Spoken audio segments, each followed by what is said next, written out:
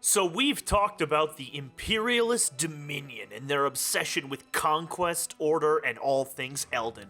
But naturally, attitudes like that won't be super popular with everybody. Today we're talking about another force in the Wildstar universe, the only force known to have opposed the Dominion directly and gotten away with it. That's right, today we're talking about the Exiles, or as they're known on Entity in North America, the Orin with special guests. The Exiles are a collection of races that either don't really fit with the Dominion or actively oppose the Dominion. They come from invasions, rebellions, plagues, or just straight up genocide. But, like their imperial, tyrannical counterparts, to really understand the Exiles, it's best to go back to the beginnings. More accurately, before there were exiles at all. To Nox, yet another world on the Dominion's long bucket list of planets to conquer. Nox is the homeworld of the hardy and hard-headed Granok people, a race of rock beings who tend to be very hardline traditionalists. They're also giant angry brutes, and comparatively primitive compared to the Dominion, who at this point have just arrived on their planet to do their usual diplomacy thing. Join us, or die. And for the first time recorded at least, the Granok chose die. But they did so by killing the Mikari emissaries. I guess they kind of got confused as to who was going to die in this situation. The Dominion, though, were not super pleased about this, and the Granok found themselves almost immediately under attack by the technologically and numerically superior Dominion. The war started out slowly, the disparate Granok tribes banding together to fight back against the incredibly powerful Dominion, but slowly over time the Dominion would turn the war towards their favor through technological superiority. But before we go on, now is a good time to discuss a few bits about space travel and war within Wildstar, because in Exile history, this is actually kind of important. So how could the Exiles, or in this case the Granok, possibly contend to survive against an empire with control over hundreds of worlds and the resources of millions of soldiers? In Wildstar, faster-than-light travel is facilitated by spin drives, which use singularities to project a ship into hyperspace where it can travel exponentially faster than it can in normal space. I like to think of this kind of similar to Warhammer 40k's Warp, but with no demons that we know about. That said, the process is not instantaneous. The trip from Cassis to Mikros takes something like 4 months. Getting to Nexus can take years, even at the high velocities afforded by the spin drive. It's mentioned on the Lore-ange that the people who are sent to Nexus by the Dominion after its discovery most likely knew they were not coming back. So how do you fight a war like this on a distant planet? I mean, we can assume that Nox is further away from Cassis than Mikros was, because it took an additional 900 years for them to engage the Granok on Nox. So getting troops to Nox takes months, maybe half a year. That's an incredible amount of time in war. A way to think about this is when the Dominion commits troops to a war front, those troops need to be able to hold out and fight for a long period of time, because reinforcements, if they come at all, are gonna be a while. It would be suicide to send in more legions to a planet if the enemy wiped out your original force and had dug in to deal with those reinforcements.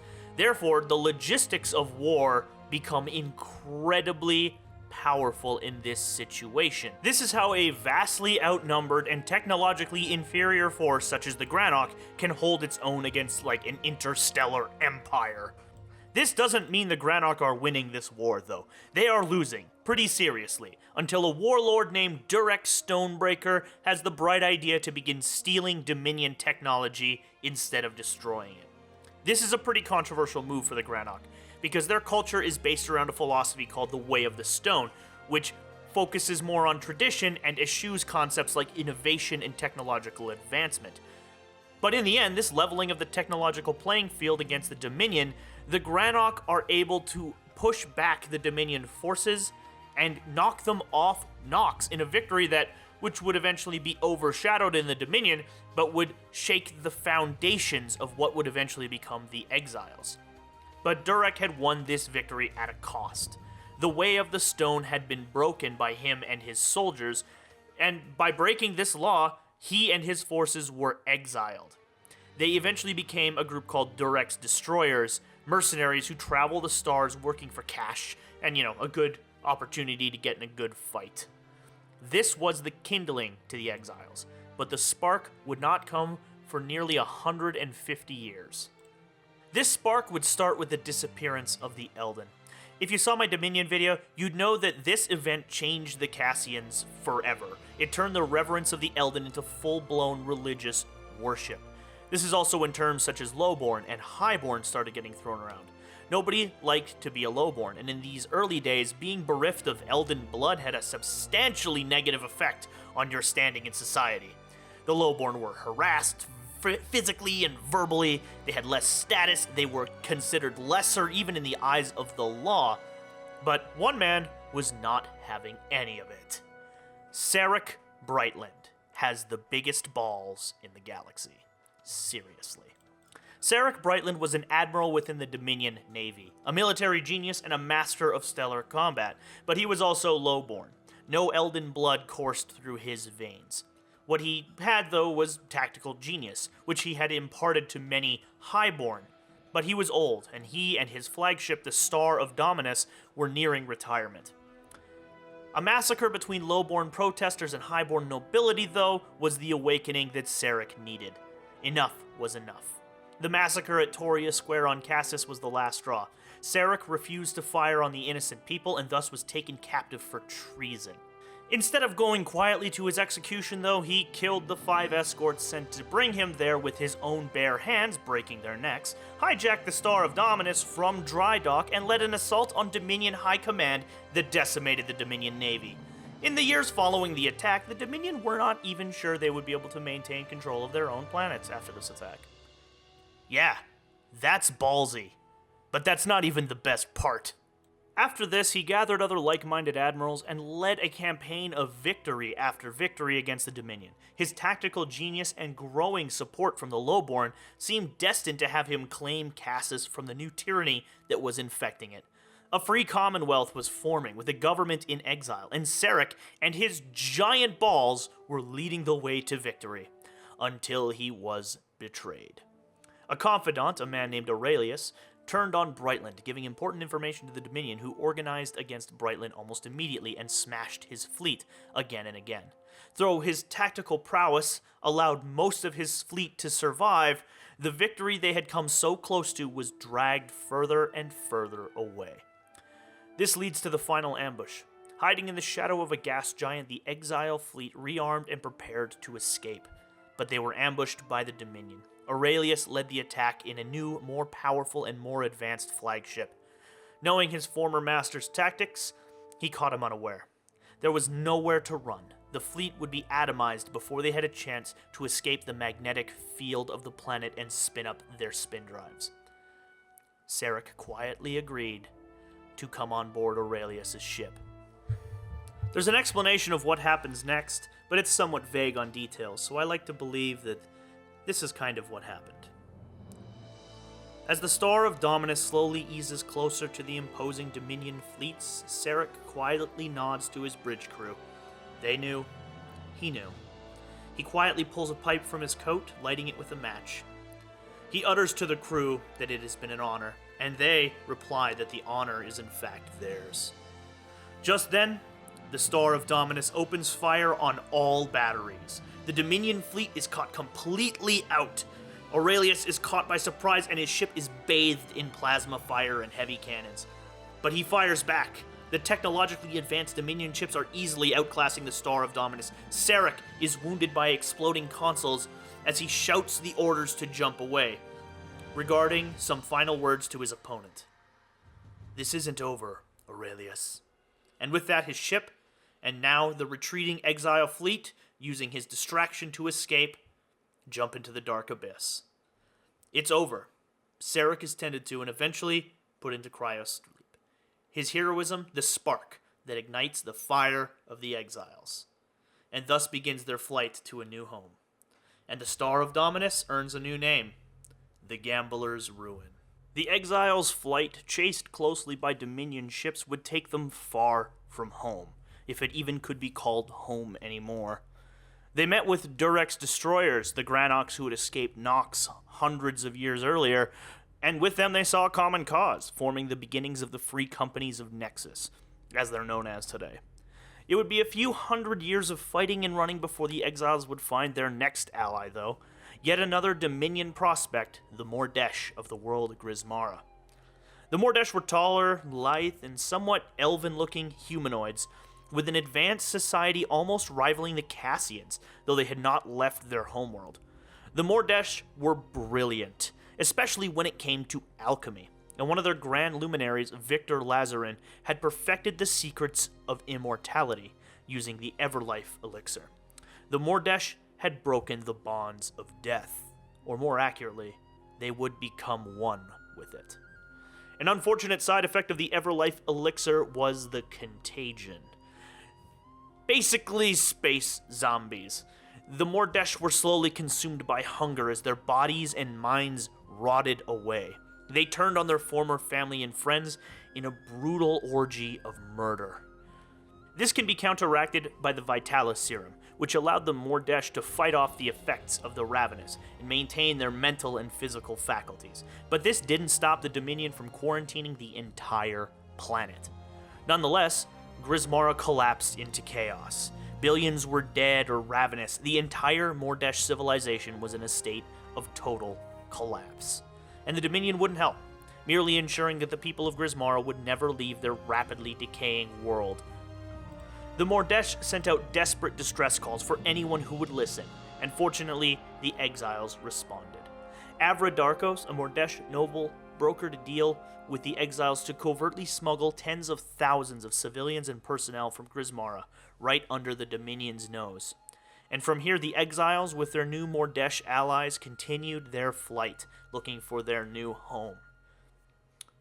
They eventually would come upon a planet abundant with life, a great verdant forest world known as Arborea. They needed to stop here to refuel and resupply, and this is where they met the Orin, a plucky race of humanoids, often shorter than Cassians, but more spry and possessing some animalistic qualities, such as larger ears and tails. They're basically animal people, you know it. They were fairly friendly and peaceful, and the Exiles and Orin shared many stories before the Cassians departed Arborea, hoping not to draw the ire of the Dominion to the forest world. Sadly, this hope was entirely unfounded.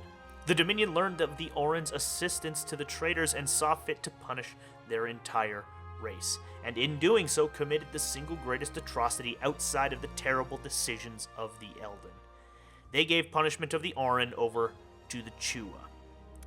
They maybe didn't expect what the Chua would do or didn't know, as this seems like a kind of out-of-character move for the Dominion, according to the lore, but, maybe it's just that.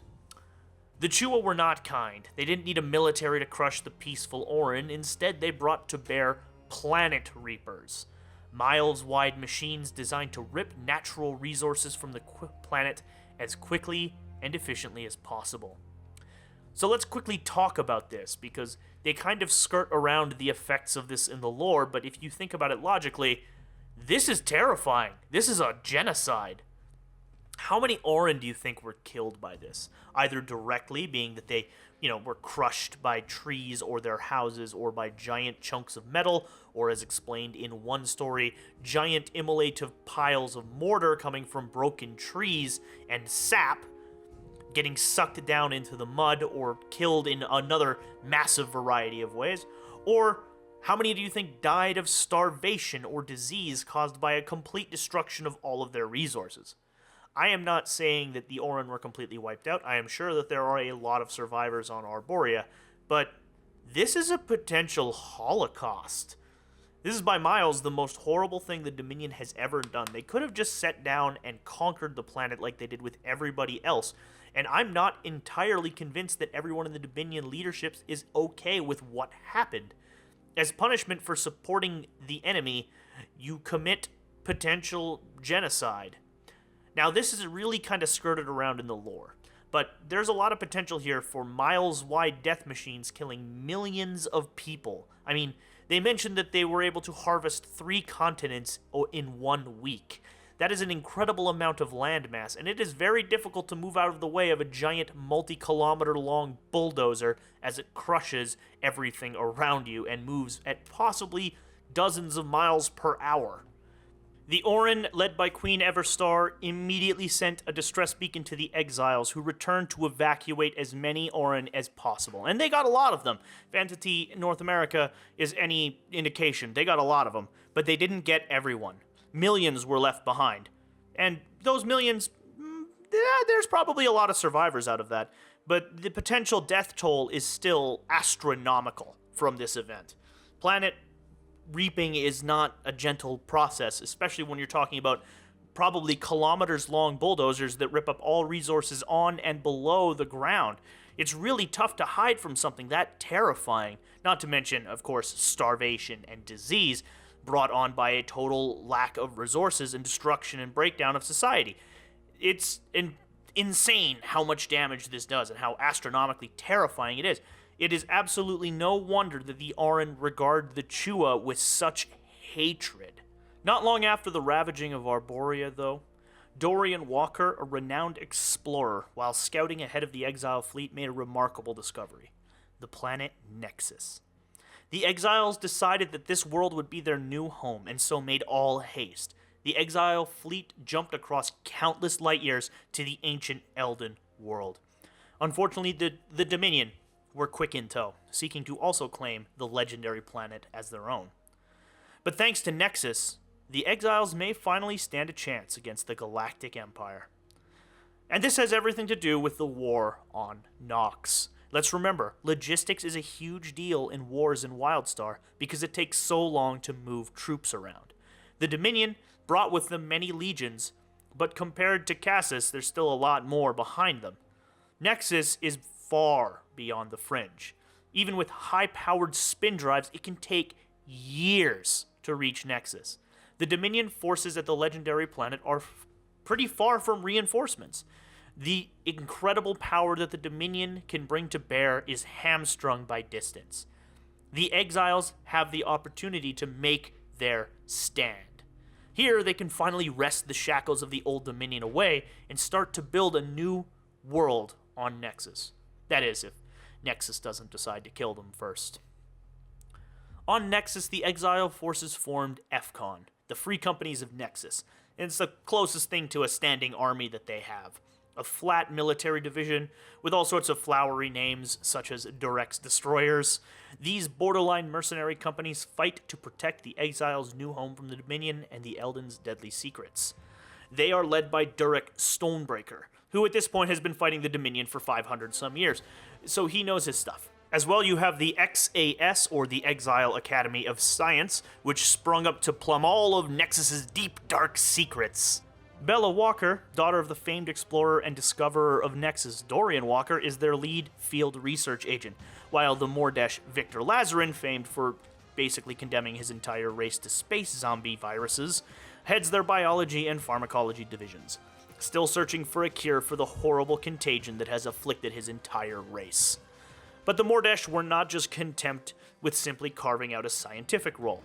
Our Avradarkos, who you might remember negotiated and smuggled tens of thousands of Mordesh off Grismara, formed the Black Hoods, the Exiles' answer to the Dominion's ICI. Covert operations are their specialty. Having cut their teeth in the evacuation of Grismara, they are perfect for countering the Dominion's intelligence and covert operations divisions.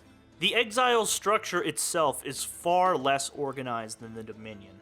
Chronicle houses are a major fixture for the Exiles, and you'll find one in basically every town.